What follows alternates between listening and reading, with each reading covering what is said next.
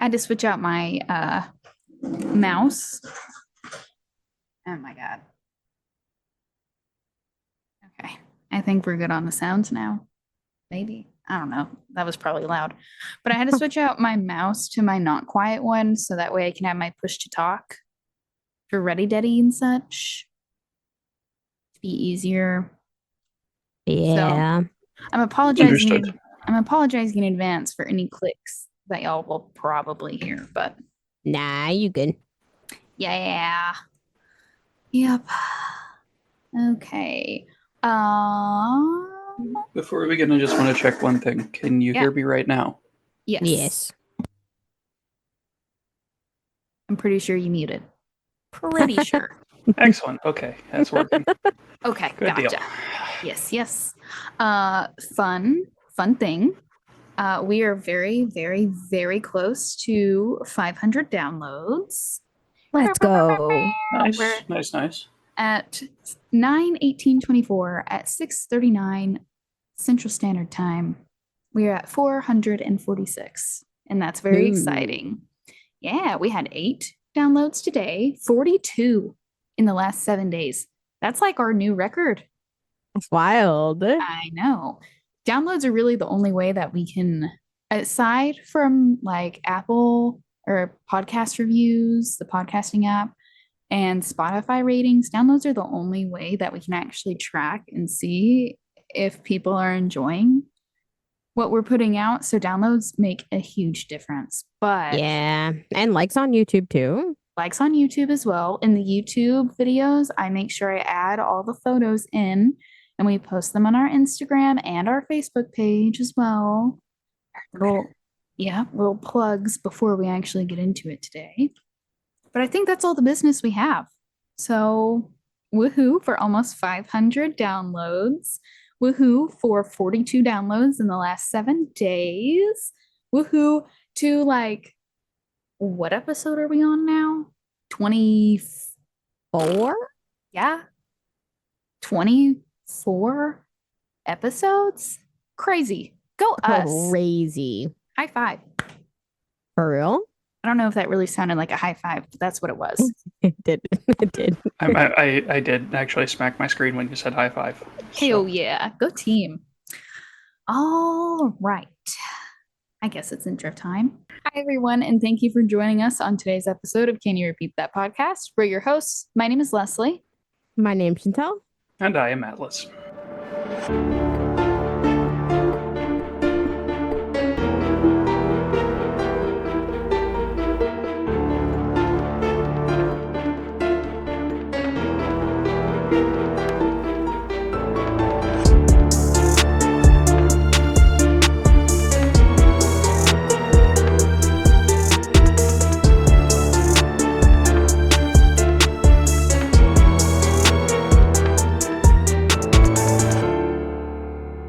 I wanted to give myself a little bit of a brain break from the past couple of episodes since they were a little more intense. Today, we're going to be going over the intro to Creepypasta and talking about the Backrooms.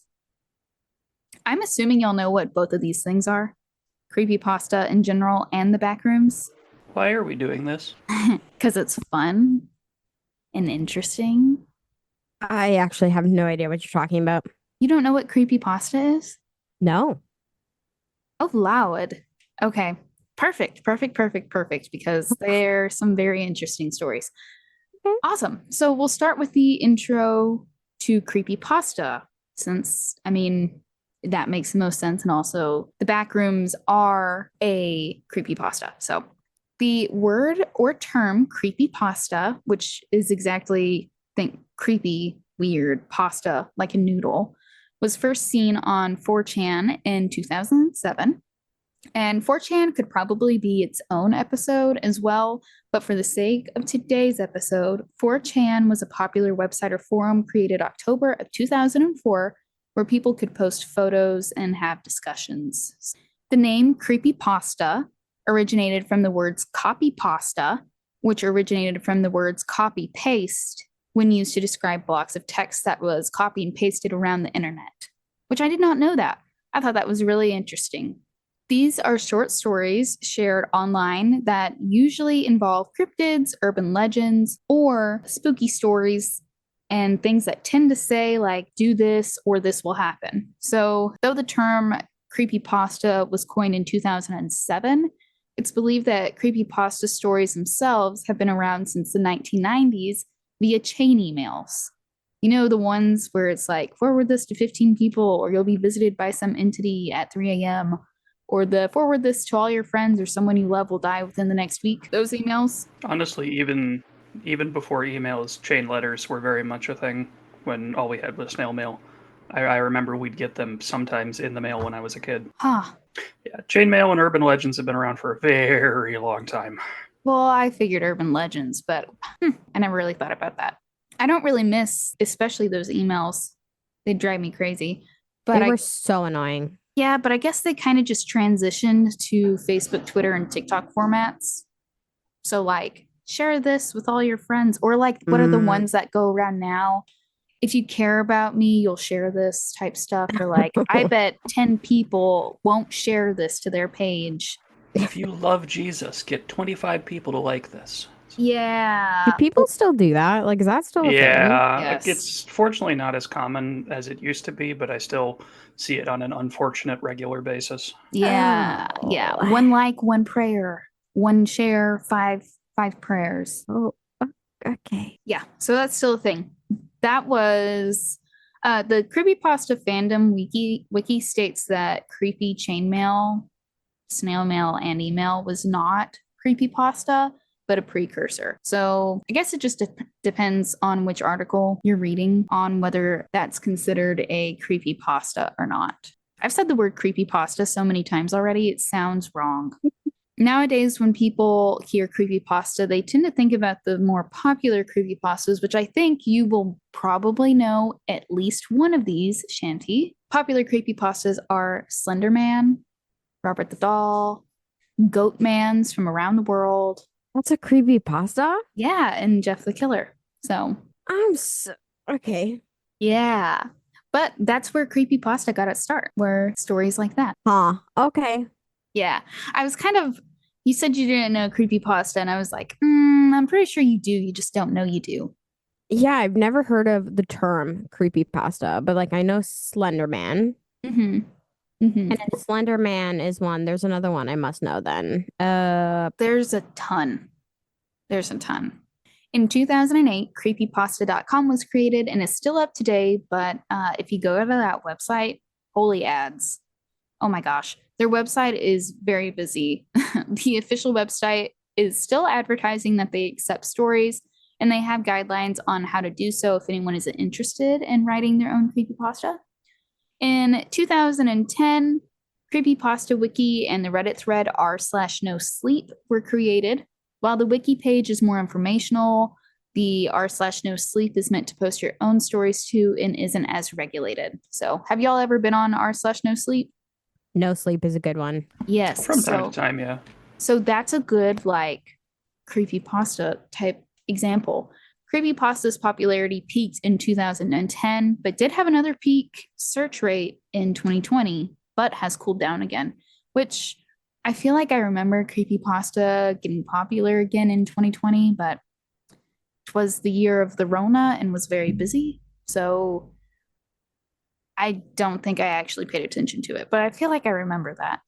Just to make sure we are very clear on what creepypastas are, because there have been crimes committed recently that involve creepypastas like Slenderman and all of those things, Jeff the Killer, like all that stuff.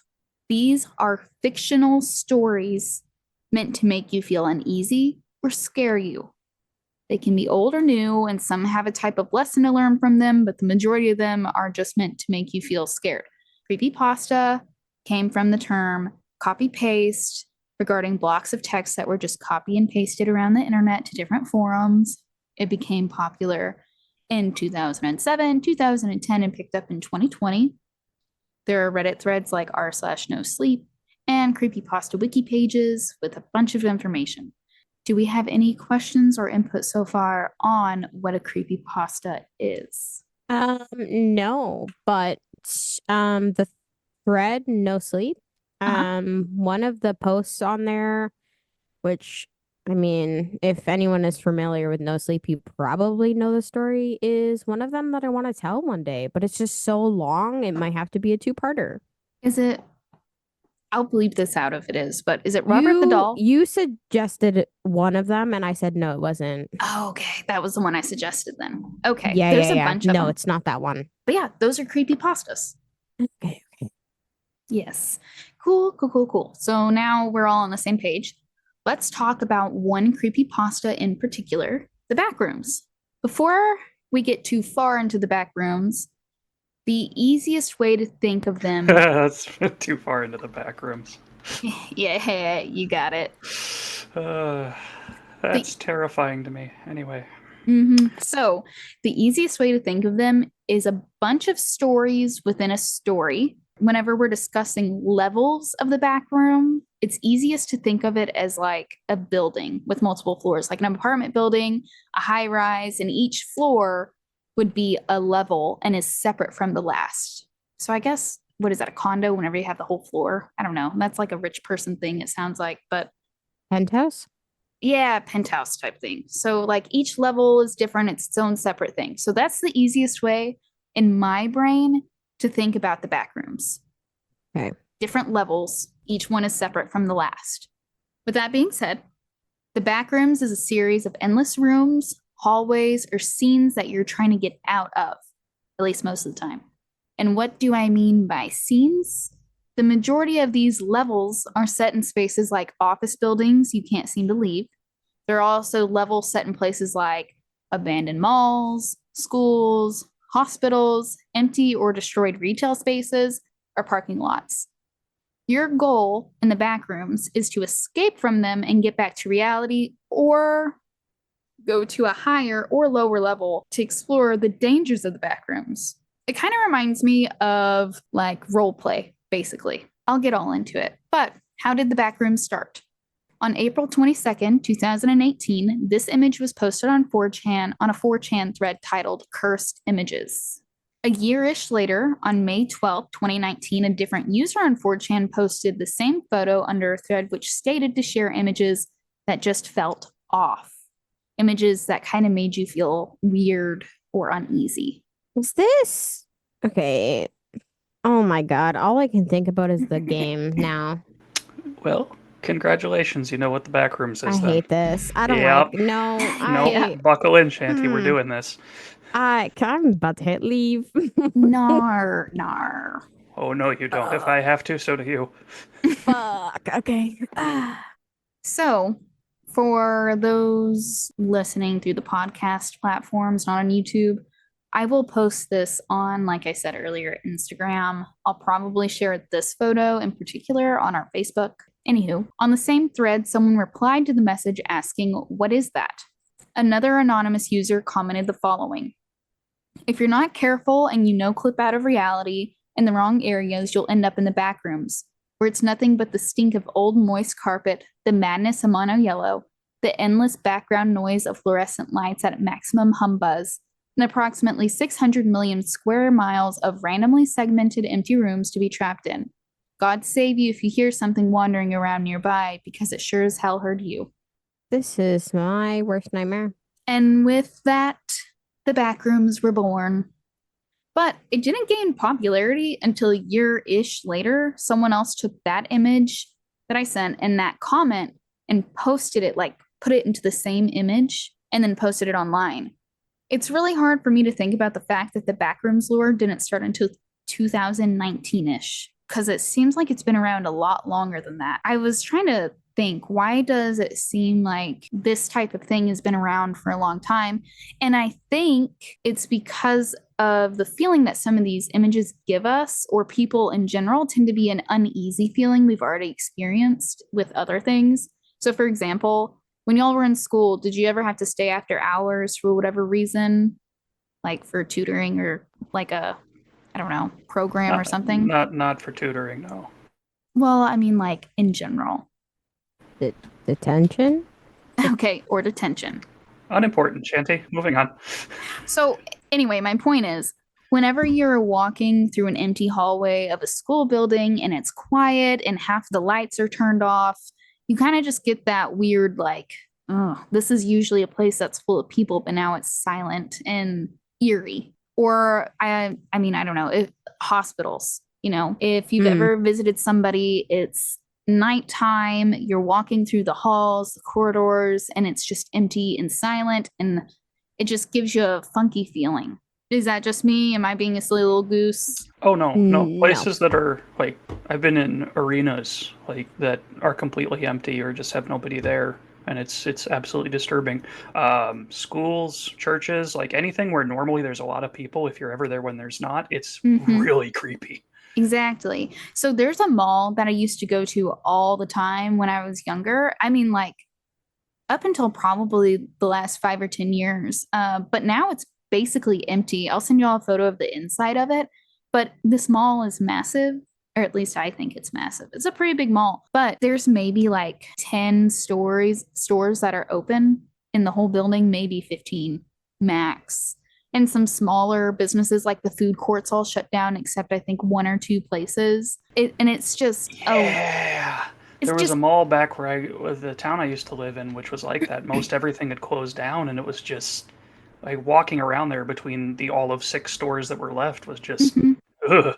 Yeah, it just gives you a weird feeling. Like you said, it's people should be there and they're not, and like half the lights are turned off, and it's just a weird feeling, especially if you have memories of that place being full. Right? It's like everything looks normal, but But there's it supposed to be doesn't. something here that isn't, you know? Yeah. So, Shanty, you ever felt that weirdness? Yeah, I can relate to the mall thing and the hospital thing for sure. Unrelated, but kind of related. There was a huge store in our mall that got shut down like probably almost 10 years ago now. It Mm-hmm. stayed vacant for the longest time and it was just like closed off. And then when COVID hit, they made it like a COVID vaccination area. Oh yeah. And then obviously now like you don't need that much space for Mm-hmm. vaccinations anymore. So they've now transformed it to a roller rink, That's a vibe. Like which I'm so stoked about. Yeah, a it's like mall at would the be the end of the best mall place. I'd do that. I'd go for and it's sure. huge. I'm stoked to go. I'm a little But jealous. I I get the vibe for sure. Yes. Oh, another place, probably the most recent, aside from the mall, because I was in that mall not too long ago and I had that same, like, ugh, this is sad, depressing, and also eerie, is whenever I went to go train for my job for hotkeys. So prior to 2020, I think it was 2019, the company that I work for is massive. And once 2020 hit, all the employees, for the most part, shifted to remote work. And aside from a handful of people, everyone stayed remote after 2020. So in 2021, I believe it was, because I didn't work there before everyone was transitioned. So I've always worked from home for this company. But I had to go to that building that used to hold hundreds of employees to go train. And there was probably, I'm not exaggerating, like 500. I don't know. That might be an exaggeration, but I don't think so. I'm bad with numbers. Hundreds, I can say confidently, like hundreds of cubicles and computers just sitting there, empty desks. Mm. And I had to, walking around them to get to the other end of the building to where I needed to be was just like ugh, I don't know. It's just a weird Yeah. feeling. Like it was a massive warehouse, basically. Brand new building, also. They had to sell it not too long ago. But anywho, so spaces like that just give weird feelings. So the images that are usually paired with the backroom levels tend to be described as liminal spaces. According to a very well mined, oh my gosh, according to very well mined article, quote, liminal spaces is the uncertain transition where you've been and where you're going physically, emotionally, or metaphorically. To be in a liminal space means to be on the precipice of something new, but not quite there yet. The word liminal comes from the Latin word limen, which means threshold. So to make that easier to understand, physical liminal spaces are what we're talking about mostly, but physical liminal spaces are the places in between point A and point B. Quoting Very Well Met Again, think of a staircase. It takes you from one floor to another, and you don't often think twice about your time on the staircase, but what if you get stuck in a stairwell? Maybe I'm mentally ill, but being stuck in a stairwell alone makes me feel uneasy. So maybe she's born with it. Maybe she's mentally ill. She is me. Other examples of liminal spaces are, like I said earlier, schools, airports, long hallways, or planes. And if it's still not quite clicking, when you think of these places, your initial thought may be, well, I've been in all those places and I was just fine. A key point to all these stories is that you are stuck alone. There's nobody in the building or place you are, you have no phone, and you can't find an exit. That's basically the setting of all of these levels, for the most part. Before you enter the back rooms, there are a few things you'll need to be prepared. The first thing you'll need is a backpack. This is to carry your basic essentials, which are food and water, sleeping bag and first aid kits, a watch or a calendar, but preferably both. Time can be lost in the back room, so walking through mazes basically is what they are. It's important to know how long you've been wandering without food, water, or rest. Waterproof boots, so make sure the shoes you pick are comfy as well and waterproof. In back rooms, you'll often notice liquid dripping from the ceiling, running down the walls, or in puddles on the floor. The substance is unknown, so it's best to stay away and keep it off of your skin as much as possible. Also, wet socks, wet feet is miserable. And markers. Again, the back rooms are usually very confusing to be in, and most rooms in the back rooms look the same on the levels. So you can use the markers to make notes of where you have been previously on the walls or on the floor. Also, it's nice to leave creepy notes for other people about how horrific an end is coming for them. Yes. Absolutely not. Nope. Mm-mm.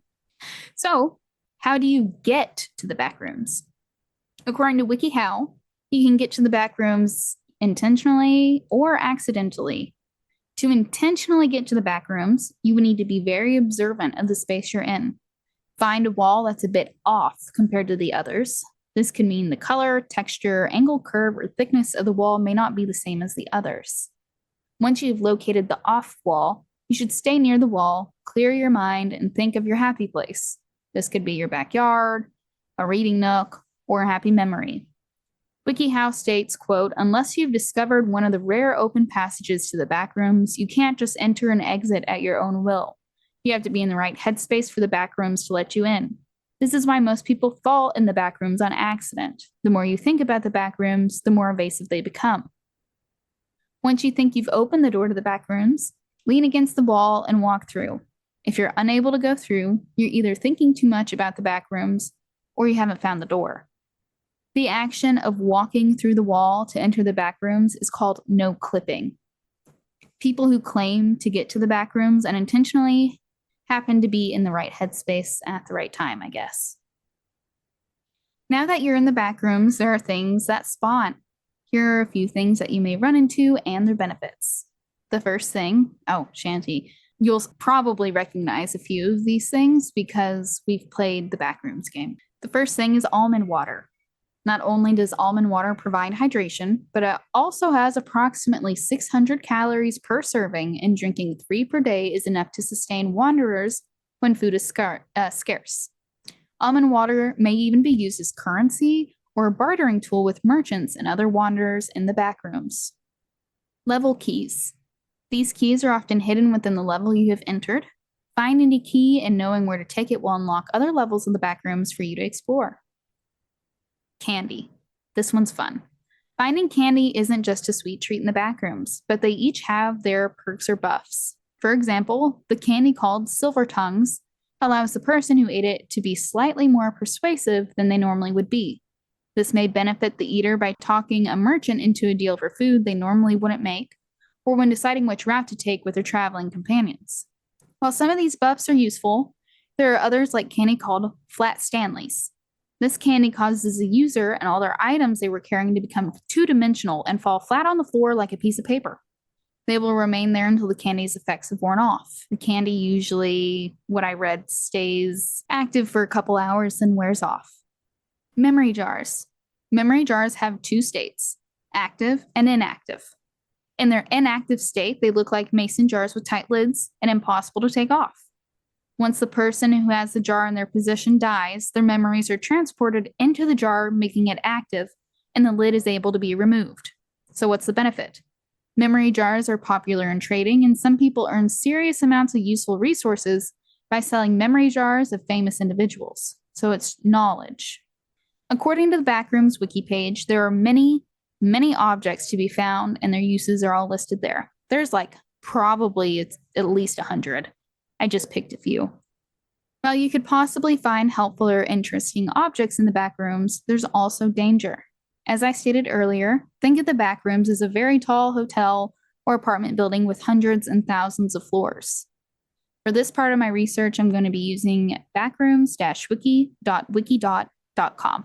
Each level of the floor of the Backrooms has a rating. There are 7 ratings in total, which are determined by safety, security, and entities on the level. Safety is how dangerous the level is in general. The default component will either stay safe or unsafe depending on which version is used. Security describes how well mapped a level is, as well as how easy a level is to traverse. Things such as environment, terrain, atmospheric conditions, temperature, sustained bases, etc., can all determine security of a level. Entity count is self-explanatory. An estimation that is based on gathered statistics and interviews from wanderers and operatives alike of the entities found within a level, as well as the possibility one has of encountering them. One thing to note is that passive entities are not usually taken into account when this number is finalized, as they are not always necessarily a hostile threat. Class 0 floors are considered safe, secure, and devoid of entities, whereas Class 5 is considered unsafe, unsecure, and infested with entities. The last class is considered undetermined, which essentially means we don't know any information. That level could be dangerous or safe, but there's no documentation, and it's usually dangerous. Do either of you know what kind of entities there are in the Backrooms? Having played the Backrooms, yes. On this website alone, there's like 299 or more. So I'm just going to pick a few to talk about, but if you want to look, all links I use in this research will be in the show notes, but it is that backrooms-wiki.wiki.com. The first is facelings. Facelings anatomically resemble human beings, though malformed on the inside. Aside from their visible lack of facial features, most of their organs are severely underdeveloped and are usually only partially functional. From everything I read, they are usually not dangerous, they don't bother you. The picture I sent is supposed to be an adult female faceling. Yeah, don't like those at all. Nope. Yeah. And there are, like, I guess, evil facelings as well. Like I said, I'm just kind of scratching the surface to give a little history and background of the Backrooms. But the Backrooms themselves is a lot because it's a story that has thousands, tens of thousands of stories within it. So mimics are a living organism that can disguise themselves as rooms within a jar door as the entrance. They can also disguise themselves as objects like books, food, or jewelry. Pretty much anything you think of, they can turn into, and their goal is to eat you. So I guess don't trust literally anything when you're in the Backrooms. This sounds like kind of on the same vibe as, I don't know if I'm sure you guys have heard of it. McCamey Manor? Is this a real or fake story? It's a real thing, which honestly would be actually a great episode. But it's it's a torture house, basically. Supposed to be a haunted house, but it's if you survive, and they have to sign waivers and all kinds of stuff, right? Yeah. Oh my so gosh, that this place is gives crazy. me those vibes that it would be like Big Brother is just watching you like being tortured and laughing at you. I mean, Should tell her about Smilers then. Stop it. You take the floor, Atlas. I saw it. I didn't write it down. I don't want to. But okay, yeah, let me grab a quick note about them because I do want to make sure I get all the information, this scarring information correct. So Smilers are another entity also known as night hunters. They're intelligent and they are a dangerous entity that is found in these supposed backrooms. They thrive in dark, mostly damp areas, and they are listed as a class 4 or an extreme threat to any who come across them. They are amorphous, so they're able to change and shift their body to any shape needed. And they're composed what appears to just be of some black substance. The only way to kill them or ward them off is with light or fire. And if they catch you in the shadows, and they do hunt in packs, they will kill you.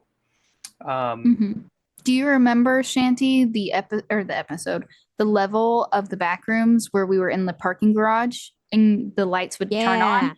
That's Yeah, what They they don't. are. Yeah, they don't eat their prey, so it's thought that they just kill because it's fun for them. And they do seem to enjoy, from what some survivors have said in their memoirs, that they will make verbal sounds to taunt people. They'll hem them in and prolong the fight to torture them. It's just, yeah, it's all a big amusement to a smiler. And they're called smilers because the only part of them that is visible outside of their black shadow body is just a big toothy grin and 2 glowing dots for eyes. Yes. Of course. The game portrays that one very well. I think that's where I stopped. Actually, I don't think I progressed past that. I don't think I've gotten past that Actually, either. here's a picture of a smiler My God, to be posted on the YouTube video, and of course, as Yeah. no, I hate this. No.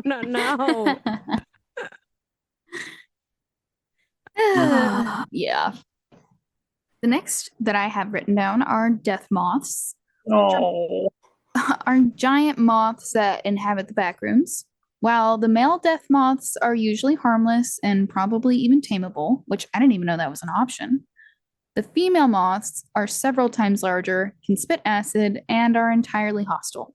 Oh, no. What? Okay. Yeah, Came up with that. acid-spitting moths.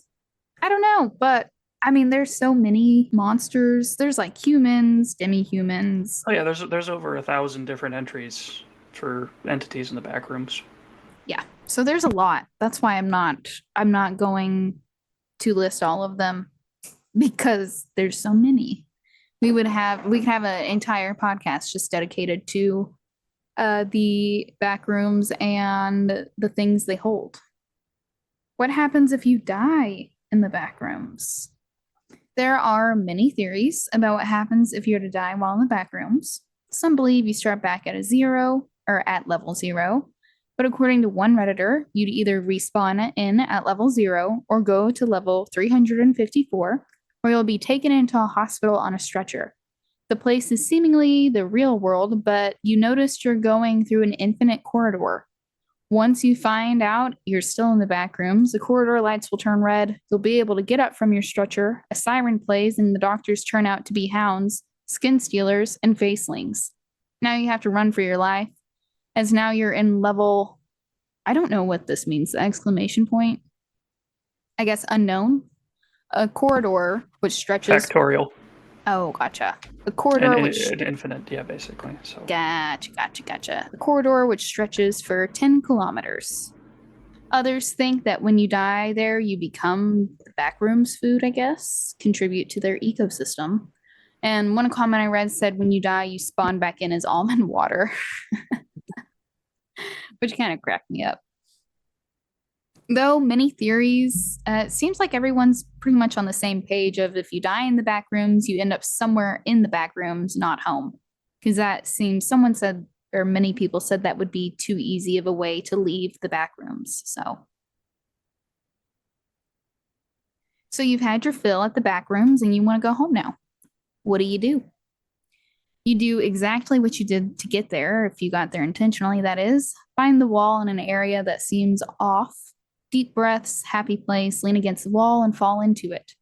As I stated earlier, the more you think about the backrooms, the more evasive the place you want to be becomes. How has the backrooms affected life today in 2024 at this time of recording? Backrooms wiki and help pages are still updating. I saw some that updated today, so new levels and creatures are still being explored and documented.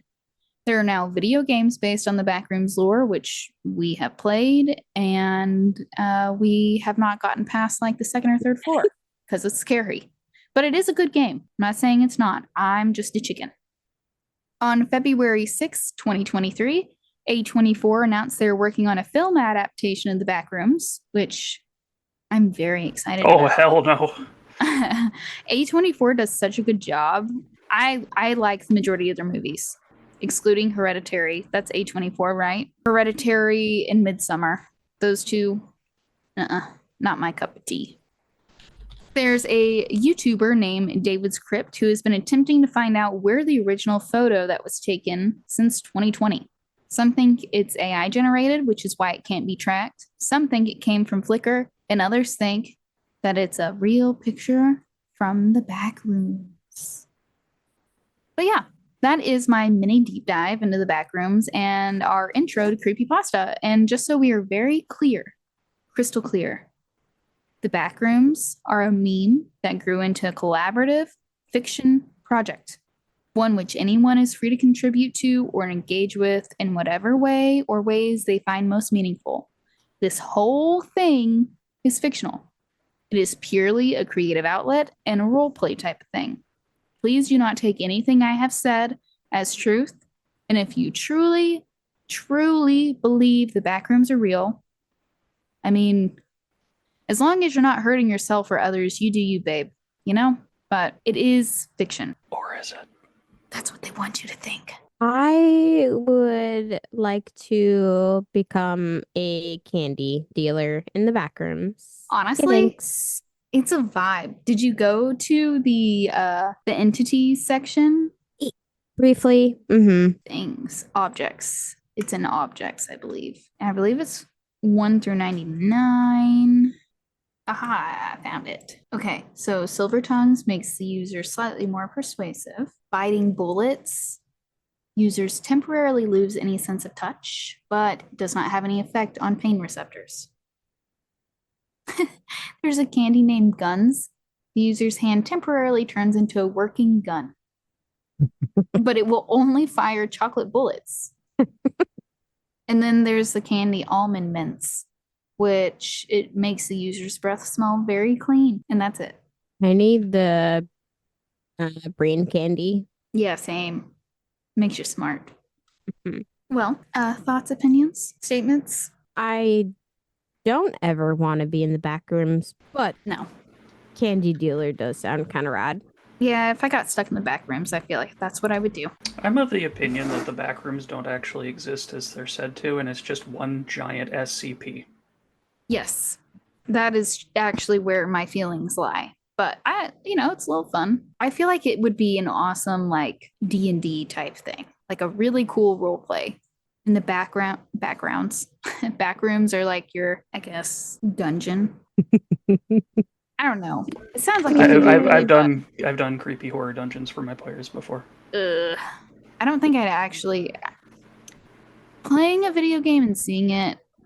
I can't do very well, but I feel like I could role play pretty well with it. But I'm also scared. So Yeah, no thanks. Not for me. I'm just a baby. I'm just a girl. Just a girl. I didn't realize r/no sleep was like attached to creepypasta, but it makes sense. Okay. Anything we can add? Or is it outro time? I think outro time. Yeah, I got nothing. Thank you so much for listening to our podcast. As always, you can find any pictures pertaining to the story posted on our socials, all of which are linked in our link tree. Be sure to rate and review us on your favorite listening platform. If you would like to share your own story or have a topic suggestion, send us an email at cyrtpod@gmail.com. Until next time, happy listening. Bye-bye. Bye.